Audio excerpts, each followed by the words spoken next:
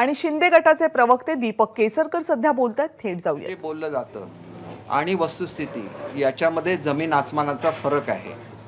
ही वस्तुस्थिती आहे की ज्यावेळेला सुशांत सिंग राजपूत प्रकरण महाराष्ट्रामध्ये घडलं त्यावेळेला आदित्यजींची बदनामी करण्याचा प्रयत्न करण्यात आला आणि ती विशेषतः बदनामी करण्यामध्ये सध्याचे केंद्रीय मंत्री नारायण राणे यांनी ज्या प्रेस कॉन्फरन्सेस घेतल्या त्याचा मोठा वाटा होता. आमच्यासारखी लोक जी ठाकरे कुटुंबियांवर प्रेम करतात ती सुद्धा याच्यापासून दुखावली गेलेली होती आणि त्याच्यामुळे भाजपच्या अनेक ज्येष्ठ नेत्यांशी माझे जवळचे संबंध आहेत. मी त्यांना विचारलेलं होतं की तुमचा प्लॅटफॉर्म तुम्ही अशा गोष्टीसाठी कसा वापरू देता. तेव्हा त्यांनी सांगितलं होतं की आमच्या बहुतांश आमदारांचा अशा तऱ्हेच्या बदनामीला विरोध आहे.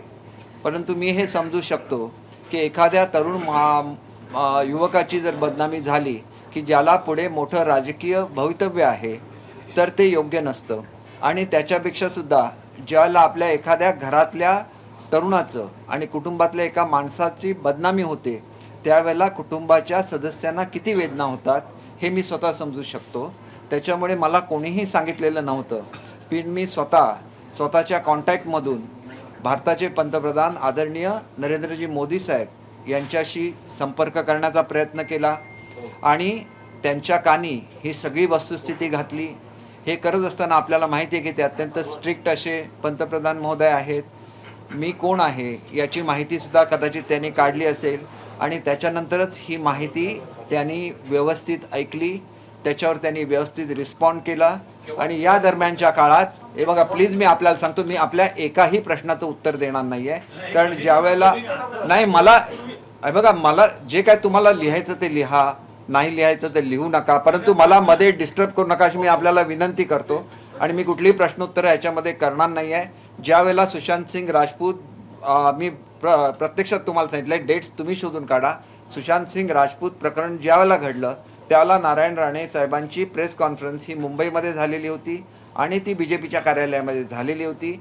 आणि त्याच्यामुळे जी बदनामी झाली आदित्य साहेबांची त्याच्यामुळे अनेक लोक नाराज झालेली होती. अनेक लोकांनी मोर्चे काढले.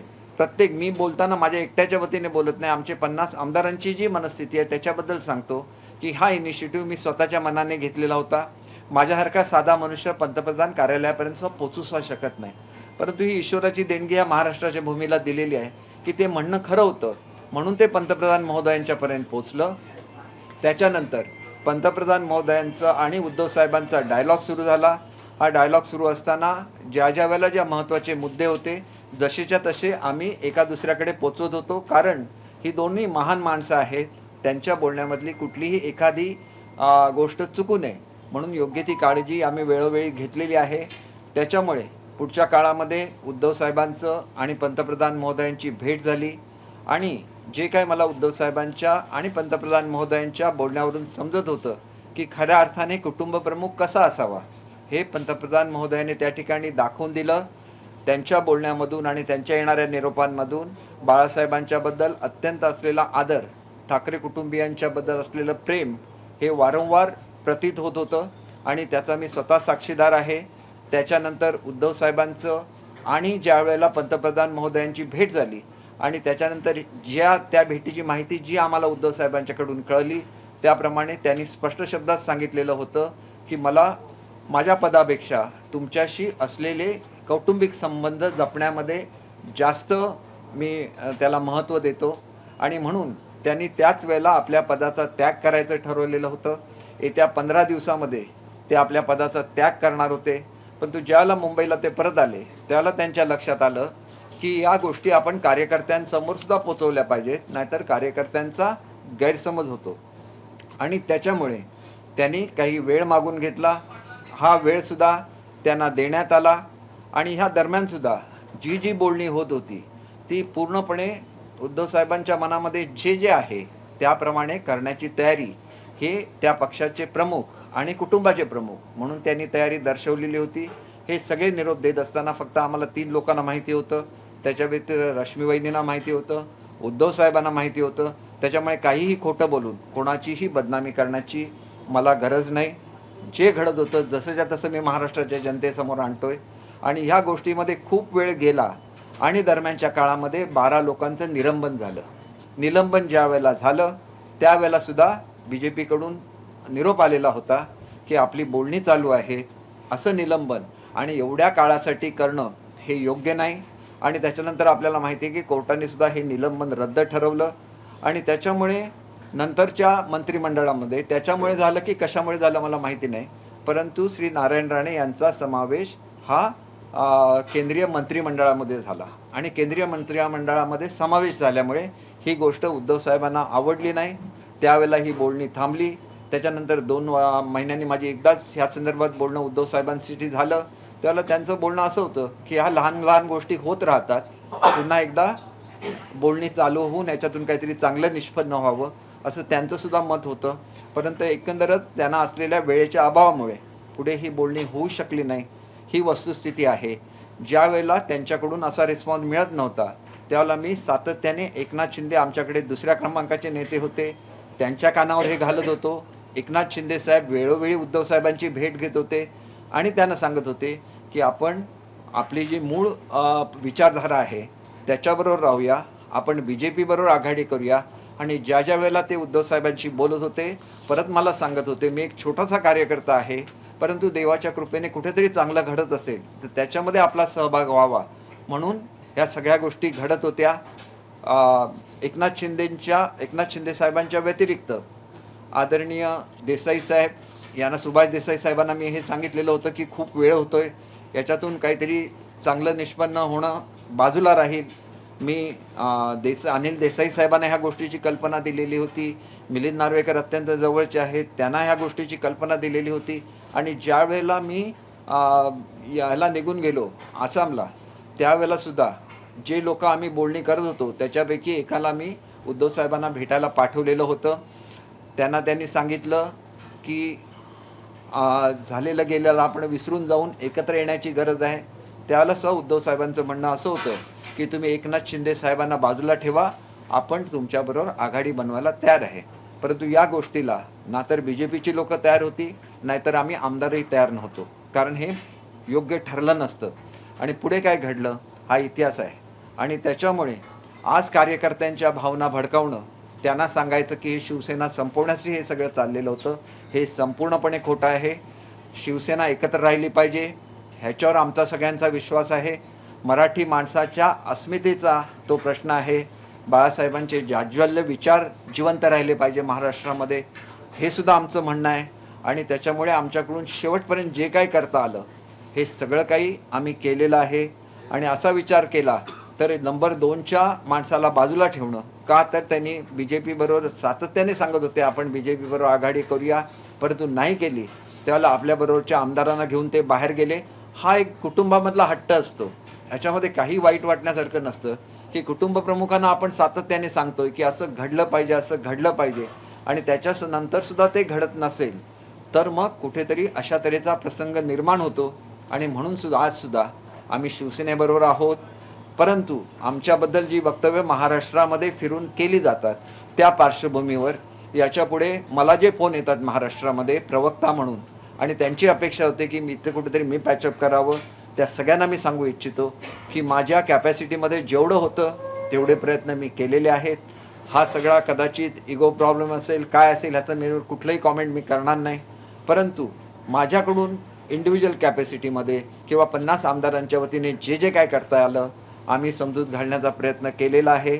आणि तुम्ही जे करू इच्छित होता तेच घडलं असेल तर त्याच्याबद्दल फार वाईट वाटून घेतलं पाहिजे असं मला वाटत नाही. एक व्यक्ती म्हणून किंवा 50 आमदारांचा प्रतिनिधी म्हणून मला असं वाटत नाही की जे तुम्ही करणार होता तुम्ही केलं तर ते योग्य आहे, आम्ही केलं तर ते अयोग्य आहे, हे सोडून द्या. जी काय सहानुभूती मिळवण्याचा आदित्यसाहेब प्रयत्न करत आहेत, मग मुळात प्रकरणच त्यांच्यापासून सुरू झालं, त्यांच्या बदनामीपासून सुरू झालं, आणि त्याच्यामध्ये आम्ही मनापासून त्यांच्यासाठी काम केलेलं आहे. त्यांनी आमच्याशी वागावं कसं हा त्यांचा प्रश्न आहे. आम्ही तसं त्यांच्याशी वागणार नाही, कारण ते ठाकरे कुटुंबियाचे सदस्य आहेत. त्याच्यामुळे आमची वागणूक नेहमी चांगलीच राहील. दुसरी, हे सेम मी हिंदीमध्ये सांगतो कारण त्याची कंटिन्युटी जाते आणि मग त्याच्यातून चुकीचे अर्थ निघतात. जब आदित्य जी पे गलत इल्ज़ाम लगाए जा रहे थे वो महाराष्ट्र में हो रहा था, और ये इल्ज़ाम करने में आज के जो वरिष्ठ नेता और सेंट्रल गवर्नमेंट में मिनिस्टर है, नारायण राणे जी, प्लीज़ आप प्लीज़ सुशांत सिंह राजपूत के मामले में ये आरोप किए जा रहे थे, जैसे उनकी फैमिली व्यतीत हुई उस तरह से हम सब लोग भी व्यतीत हुए थे कि एक अच्छे कुटुंब से बिलोंग करने वाला एक युवा, उनकी पॉलिटिकल करियर खराब नहीं होनी चाहिए। और जब भी किसी युवा के बारे में ऐसी बातें कही जाती है तो उनके कुटुंब को कितनी पीड़ा होती है, इसके बारे में हम लोग बहुत व्यथित थे। और एक कार्यकर्ता के हिसाब से मैंने ऐसे कोशिश की कि देश के जो सर्वोच्च नेता है आदरणीय मोदी जी है, उनके पास अगर ये बातें पहुंच जाए तो ये बदनामी रुक सकती है। इसीलिए मैंने कोशिश की, मेरे जो भी करीबी लोग थे उनके थ्रू मैंने उनको अप्रोच किया और उसके बाद बहुत अच्छा रिस्पांस उनसे मिल गया। और एक सही माने में कुटुंब का प्रमुख कैसे होता है उसकी मुझे जानकारी हो गई कि उन्होंने इस अच्छी तरह से रिस्पॉन्ड किया। उनकी बातें भी हुई, उद्धव साहब से बातें हुई, बाद में उद्धव साहब खुद जाके उनको दिल्ली में मिले। और इन बातों के दरमियान मैंने महसूस किया कि वो कितना आदर और सम्मान रखते हैं बाला साहब के बारे में, ठाकरे साहब के कुटुंब के साथ उनका कितना लगाव है, कितना प्रेम है, ये भी मैंने महसूस किया। और जब उनकी बातें हुई और उसके बाद जब हम लोग फिर से उद्धव साहब को मिले तो मुझे ये भी पता चला कि उनकी जो बातें हुई उन्होंने ये साफ कर दिया कि सीएम पद से ज़्यादा उनके साथ उनके जो कौटुंबिक रिश्ते हैं वो उनके लिए ज़्यादा अहमियत रखते हैं। इसीलिए उन्होंने डिसाइड किया था कि महाराष्ट्र में पहुंचने के बाद 15 दिन के बाद वो अपना इस्तीफा दे देंगे। लेकिन जब हमारी बातचीत चल रही थी तो हमें भी ऐसा महसूस हुआ और उन्होंने जो बोला उस हिसाब से उनको अपने कार्यकर्ताओं से बात करनी थी और इसके लिए उनको ज़्यादा समय की ज़रूरत थी। और ये समय होता रहा, बीच में उनकी बातें चलती रही, लेकिन इस सब में एक मुखिया की जो भूमिका रहती है, परिवार के मुखिया की जो भूमिका रहती है, वही आदरणीय मोदी जी की थी। उसमें कोई भी पॉलिटिक्स की बात नहीं थी। एक अच्छे फैमिली को अच्छी तरह से महाराष्ट्र में रहना चाहिए, राज करना चाहिए और आगे चल के जो एक हर पक्ष का एक एजेंडा रहता है, उनकी जो विचारधारा है वो कायम रहनी चाहिए, यही उनका भी उद्देश्य था। लेकिन ये बातों में बहुत सारा समय निकल गया। इस बीच में 12 लोगों का निलंबन हो गया महाराष्ट्र असेंबली में। तब भी बीजेपी से मैसेज आ गया था कि हमारी बातें चल रही है, हम लोग इकट्ठा आ रहे हैं। इसी वक्त ये निलंबन होना ठीक बात नहीं है, लेकिन इसके बावजूद भी उसको सुना नहीं गया। फिर केंद्र का जो एक्सपांशन था कैबिनेट का, उसमें नारायण राणे जी को मंत्री बनाया गया और इस वजह से उद्धव साहब भी काफ़ी उनको ठेस पहुंची और उन्होंने ये जो डायलॉग चल रहा था वो भी बंद हो गया। लेकिन बाद में एक ही बार मैं उद्धव साहब को मिल चुका हूँ जिसमें उन्होंने बोला था कि जो हो गया वो हो गया, आगे इस बात को हम लोग कंटिन्यू करेंगे। लेकिन उस दौरान मुझे कभी भी उनको मिलने का मौका नहीं मिला। मैंने करीब 6 महीने तक मैंने ट्राई किया, 4 महीने होंगे 6 महीने हो गए, मैंने ट्राई किया कि उनसे मिलके बातें कर ले और इस चीज़ को आगे लेके चले, लेकिन ये हो नहीं सका। और इस दौरान मैं एकनाथ शिंदे जी को मिलता रहा क्योंकि वो हमारे पार्टी में नंबर 2 थे और वो भी जब भी मैं उनको मिलता था वो उद्धव साहब को जाके मिलते थे और बोलते थे कि हमें बीजेपी के साथ अपना जो पुराना रिश्ता है उसको कायम रखना चाहिए। तो उसमें उनका स्वार्थ बिल्कुल ही नहीं था। मैं तो जो महसूस कर रहा था कि उनका स्वार्थ बिल्कुल नहीं था, वो जाके वो बात कर रहे थे। इसके अलावा मैंने जो ज्येष्ठ नेता थे जैसे अपने सुभाष देसाई साहब थे, अनिल देसाई साहब थे, उनके करीबी नार्वेकर जी थे, सबसे मैंने बात की थी। और मुझे मालूम नहीं इसमें से कितने लोगों ने जाके उनसे ये बात की, लेकिन एकनाथ शिंदे जी बार बार ये बात उनको कहते रहे और उसके बावजूद भी जब ये नहीं हुआ और एकनाथ शिंदे जी चले गए तो तब भी मैं मुंबई में था। तब मैंने मेरे जो करीबी लोग हैं उनको बोला कि मैं यहाँ पे नहीं रहूँगा, फिर भी आप जाके उद्धव साहब से मिलिए उनसे उनका जो भी है, उनके मन में क्या है वो जान लीजिए, और हमारी तरफ से उनको कुछ भी अगर सहयोग हो सकता है तो वो भी कीजिए। तब उनके ध्यान में जो बात आई उद्धव साहब के साथ बात करने के बाद, तो उनका ऐसे कहना था कि आप एकनाथ शिंदे जी को बाहर रख लीजिए और हम लोग जुड़ जाएंगे। तो ना तो बीजेपी के नेता इसके लिए एग्री होते, ना तो हमारे सब एमएलए इसके लिए एग्री होते, इसीलिए ये बात आगे नहीं चली। तो मेरा इतना ही सवाल है, अगर आप उनके साथ जुड़ने वाले थे तो आपको क्या आपत्ति है कि एकनाथ शिंदे जी उनके साथ जुड़ गए? आपको उनको आशीर्वाद देना चाहिए, और इसमें कुछ भी बुरा नहीं है। आपकी विचारधारा एक है और आपको इकट्ठा रहना चाहिए। ये महाराष्ट्र के हित में है, ये देश के हित में है, क्योंकि महाराष्ट्र को प्रगति का इंजन बोला जाता है भारत का। तो आगे जो भी हुआ, आप सबको मालूम है कि आगे क्या हुआ, लेकिन जब भी बुरे शब्द यूज किए जाते हैं हम एमएलएस के खिलाफ, तो हमें भी बहुत बुरा लगता है कि हम बहुत कोशिश करते हैं आपके लिए कि आपको दुख नहीं हो, आदित्य जी को दुख नहीं हो, महाराष्ट्र की सरकार अच्छी चले, फिर जो भी निर्णय लेना है आपको लेना है। लेकिन जो एक अच्छा कैडर बाला साहब ने बना लिया है, जो महाराष्ट्र के लिए है, जो मराठी मानुस के लिए है, तो उसको टूटना नहीं चाहिए, और वो निर्णय उनको ही लेना है। इसके बारे में कुछ भी कमेंट नहीं करूँगा। आप आज के दिन मैं आपको रिक्वेस्ट करूँगा कि आप कुछ भी सवाल मत कीजिए। मैं 2 दिनों के बाद फिर से एक प्रेस कॉन्फ्रेंस ले लूँगा, क्योंकि मैंने जो भी कहा है वो हकीकत है। अगर इसमें एक शब्द भी झूठा निकला तो मैं सार्वजनिक जीवन से निवृत्त हो जाऊँगा। Thank you very much. Thank you. मंत्रिमंडल विस्तार के अलावा आपको कुछ सवाल पूछने होंगे तो आप जरूर पूछिए। हे बघा, विस्तार मी जरी रविवारची डेडलाईन दिली होती ती ह्याच संदर्भात होती की अजितदादा विरोधी पक्षनेते आहेत, त्यांनी म्हटलं होतं की लवकरात लवकर विस्तार झाला पाहिजे। अनेक जिल्ह्यामधून ही मागणी येत होती की पालकमंत्री नसले तर आम्हाला मुंबईला आमचे म्हणणं मांडायला यायला लागतं, आम्हाला तिथं म्हणणं मांडता येत नाही।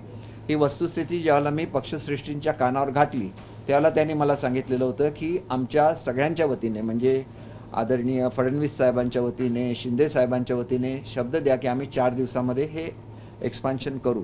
त्याच्यानंतर आमचे नेते दिल्लीला गेले, तिथं चर्चा झाली, कारण ही जी चर्चा होती ही 2 पक्षामध्ये जशी असते त्याच्याबरोबर आमच्याकडे अपक्ष आमदारसुद्धा आहेत, जवळजवळ 20 संख्या आहे त्यांची, आणि त्यांचासुद्धा त्यांच्यापैकी काही लोकांचा समावेश झाला पाहिजे।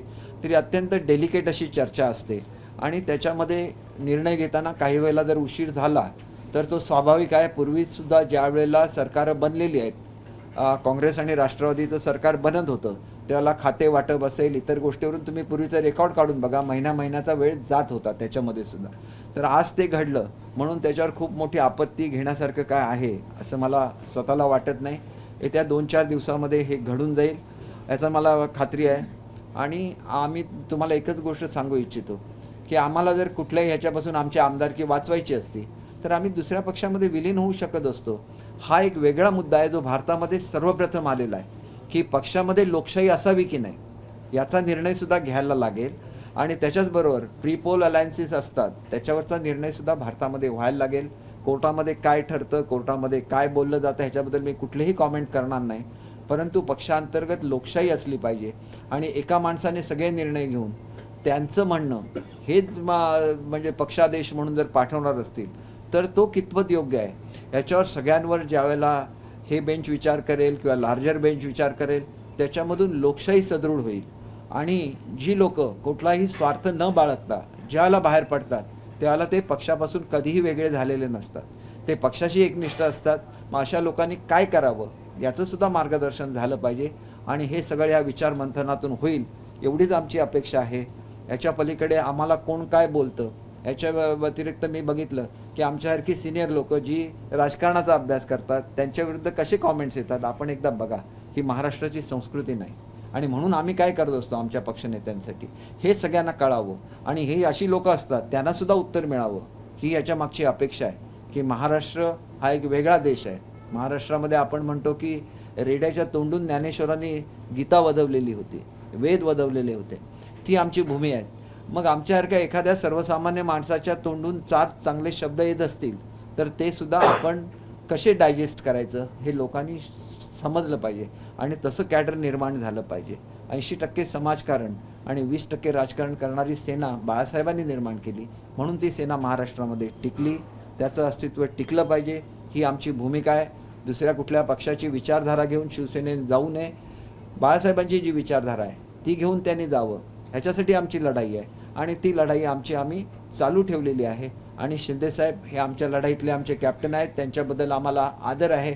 मी आज एका ज्येष्ठ पोलीस अधिकाऱ्यांशी चर्चा करत होतो, त्यावेळेला त्यांनी मला सांगितलं की शिंदेसाहेबांना एवढा थ्रेट आहे नक्षलवाद्यांकडून, तरी पण ते लोकांमध्ये जातात, तरी पण ते लोकांमध्ये मिसळतात.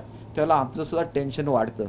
कारण पालकमंत्री गडचिरोलीचे म्हणून त्यांनी ज्या ज्या ॲक्शन गडचिरोलीमध्ये घेतलेल्या आहेत त्याच्यामुळे त्यांना निश्चितपणे थ्रेट निर्माण झालेला आहे. आणि अशा परिस्थितीत ते लोकांपर्यंत जातात, लोकांना भेटतात. त्यांनी मला अशी गोष्ट सांगितली की एक दिवस आम्ही असा बघितलेला आहे की ते पूर्ण रात्रीमध्ये 1 मिनिटसुद्धा झोपले नाहीत. आणि मग ज्यावेळेला त्यांना थोडासा आजार निर्माण झाला एवढे कष्ट केल्यानंतर, तर त्याचंसुद्धा जे एका तऱ्हेने टर उडवली जाते ही सुद्धा योग्य नाही. शेवटी काय ते स्वतःसाठी करत नाहीत, गरीब लोकांसाठी करतात. आणि मी अशी सुद्धा मंत्री बघितलेली आहेत ती आलेली निवेदनं आपल्या PA कडे देऊन टाकायचं, त्याच्यावर काय साधी सहीसुद्धा करायची नाही. त्या पार्श्वभूमीवर हजारो लोक जरी रोज भेटली तरी प्रत्येकाच्या निवेदनावर सही करणं, त्याच्यावर लिहून देणं हे करणारा तरी मुख्यमंत्री महाराष्ट्राला लाभला, याच्याबद्दल मला स्वतःला अभिमान है. विधायकों की बैठक होने वाली थी, क्या वजह थी कि जो पोस्टपोन कर लिया गया? आज जो बैठक होने वाली थी विधायकों की, नहीं, विधायकों की बैठक कभी भी नहीं बुलाई गई है. अगर विधायकों की बैठक बुलाते तो इसके बारे में मुझे ज़रूर पता चलता, क्योंकि मैं भी खुद एक विधेयक हूँ. मैं वो 50 विधेयकों को रिप्रेजेंट करता हूँ जो हमारे साथ है. और हर कोई आज भी मन से तन से शिवसेना के साथ है और शिवसेना के सिद्धांतों को लेके वो आगे चलेंगे. मंत्रिमंडल मामला है इसलिए जो है नहीं हो पा रहा है मंत्रिमंडल का विस्तार. देखिए, आपने सब सुप्रीम कोर्ट के जजमेंट पढ़े होंगे, उसमें कोई भी पाबंदी नहीं लगाई गई है सरकार के ऊपर. लेकिन फिर भी एक रिस्पेक्ट रहता है कि जब हियरिंग चलता हो तो कोई भी ऐसी चीज़ें नहीं हो जिससे एक गलत मैसेज जाए या तो डिसरिस्पेक्ट लगे. तो इसकी भी सरकार पे जिम्मेदारी रहती है कि योग्य आदर रखना, क्योंकि वो हाईएस्ट अथॉरिटी है, उनका आदर रखना चाहिए. मंत्रिमंडल होने में 2-3 दिन लेट भी लगे तो उससे कुछ फ़र्क नहीं पड़ता है. एक रिस्पेक्ट रखना है, जो सबसे बड़ी अथॉरिटी है उसके बारे में रिस्पेक्ट रखना है, और वही रिस्पेक्ट हम लोग रखते आए हुए हैं. मैं उन ऑफिशियल प्रवक्ता हूँ, मैंने एक भी कमेंट नहीं किया है. जो चल रहा है कोर्ट में उसके बारे में कुछ भी कमेंट नहीं किया है. मैंने एक ही रिक्वेस्ट कल की थी कि जैसे भी ऑर्डर आती है उसी तरह से उसको लोगों के सामने लेके जाइए, क्योंकि ये राइटिंग में ऑर्डर रहती है, स्पीकिंग ऑर्डर रहती है, तो उसका वहाँ पे रिकॉर्डिंग चलता है. और जो भी लॉ बुक्स है उसमें वर्ड टू वर्ड करेक्ट आ जाता है. तो ये वर्ड टू वर्ड जो करेक्ट डिसीजन है वही लोगों के सामने आना चाहिए, ना कि कुछ भी लोगों के सामने आना चाहिए जिससे लोगों में भी गलत फहमियाँ हो रही है. तो हमारे लिए भी एक हमारे जो सिद्धांत है उसके लिए ये लड़ाई है. तो हम लोगों को भी लगता है कि हमारे सिद्धांत जो है लोगों के सामने सही तरीके से जाए, और अगर वो आपके थ्रू ही जा सकते हैं तो इसीलिए मैंने कल प्रेस ली थी और उसमें रिक्वेस्ट की थी कि जो लॉ के ये है जिसमें वर्ड टू वर्ड करेक्ट ये आ जाता है उसको आप फॉलो करें और उसकी आप न्यूज़ बनाएं तो लोगों तक ये पहुंच सकता है. Thank you very much. Court का फैसला आएगा उसके बाद ही मंत्रिमंडल का विस्तार होगा? नहीं, ये फैसले का सवाल नहीं है. देखिए, जब कोर्ट की कार्रवाई चलती है तो हम यहाँ पे कुछ करें तो एक वो रिस्पेक्ट रखना चाहिए, और ये रिस्पेक्ट की बात है. हमें कोई पाबंदी नहीं डाली हुई है, लेकिन जो रिस्पेक्ट है वो दिखाना ही पड़ता है, और वो हर गवर्नमेंट का कर्तव्य है, और जो हमारे CM साहब वो कर रहे हैं और डेप्युटी CM भी कर रहे हैं. 2-4 महिने चालेल तोपर्यंत विस्तार करणार नाही आपण. कसं आपण सांगितलेलं आहे सोमवार मंगळवारपर्यंत इंटरिम ऑर्डर निघून जाईल आणि त्याच्यानंतर केस चालत राहील.